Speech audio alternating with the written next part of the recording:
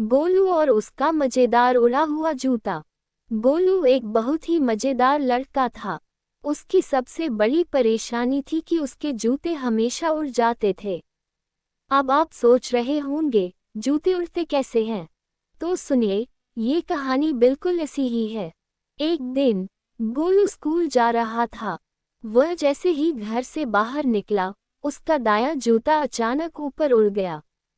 गोलू चिल्लाया, अरे रुको रुको! लेकिन जूता था कि पल भर में गायब हो गया। गोलू को समझ में ही नहीं आया कि क्या हुआ। गोलू, मम्मी, मम्मी, मेरे जूते उड़ गए। मम्मी, क्या? जूते उड़ गए? ऐसा कैसे हो सकता है? गोलू की मम्मी ने सोचा कि शायद गोलू मजाक कर रहा है, लेकिन जब उन्होंने जूते की जगह सिर्फ जूते के फीते देखे, तो वह भी हैरान रह गईं।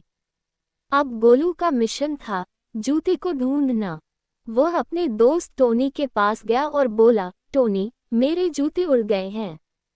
क्या तुम मदद करोगे? टोनी ने मजाक करते हुए कहा, अगर जूते उड़ रहे हैं, तो शायद उन्हें पंख लग गए हैं। चलो, इन्हें ढूंढते हैं। गोलू और टोनी दोनों ने पूरे मोहल्ले में जूते को ढूंढने की कोशिश की। वे स्कूल के मैदान में गए, जहां गोलू का जूता फूलों के बीच लेटकर आराम से सो रहा था। गोलू, हाँ हाँ हाँ, देखो तो, मेरा जूता तो फूलों में आराम कर रहा है। कोई भी जूता इतना आराम से क्यों सोएगा? टोनी ने फिर मजाक किया, क्यों न हम उसे एक तौलिया दे दें ताकि वह आराम से सो सके। जब गोलू ने अपना जूता उठाया, तो अचानक वह फिर से उड़ने लगा। अब दोनों दोस्त तेजी से दौड़े, लेकिन जूता बहुत तेज था। वह छत पर उड़ गया और गोलू के पापा के सिर पर गिर पड़ा।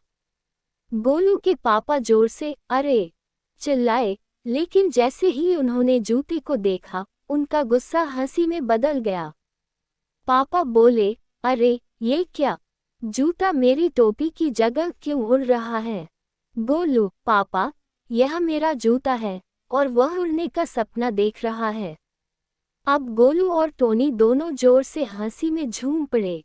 गोलू ने कहा, अब तो मुझे अपने जूते से दोस्ती करनी पड़ेगी, वरना यह मुझे हमेशा उड़ते हुए ही मिलेगा। और उस दिन के बाद गोलू ने जूते को अपनी जादुई दोस्ती मान लिया, जो कभी भी उड़ सकता है, लेकिन अब वह हमेशा धीरे धीरे चलता था ताकि जूता उड़ने का मन न करे। शिक्षा। कभी कभी अजीब चीजें होती हैं, लेकिन हंसी में मजा आता है, और हर समस्या को हंसी खुशी सुलझा सकते हैं।